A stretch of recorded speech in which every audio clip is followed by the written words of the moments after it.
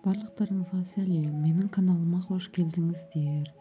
Мен сіздерге микроволновканы оңай әрі тез кетіретін жолдарын көрсетемін. Өзім пайдаланып жүргем.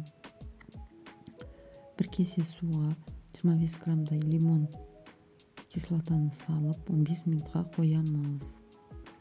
15 минутқа қойып, ішіндегі майлардың бәрі еріп, губканың көмегімен ақ кетеді.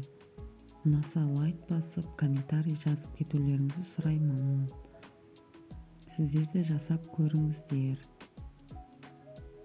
Тап-таза болып, айнадай болып шығады.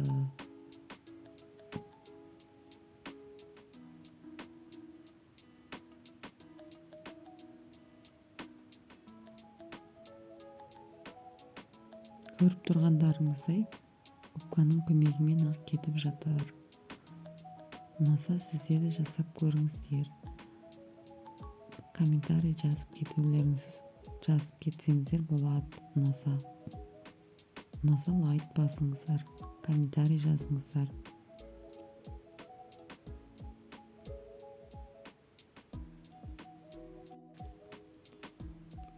Көріп тұрғандарыңыздай оңай ғана кетеді. Сіздер де жасап көріңіздер. Менің YouTube каналымды көргендеріңізге рахмет.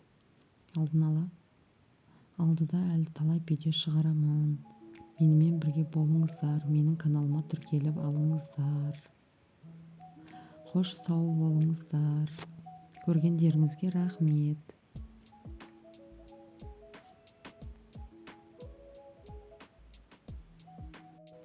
Көріп тұрғандарыңыздай аппақ, тап-таза болып шығады.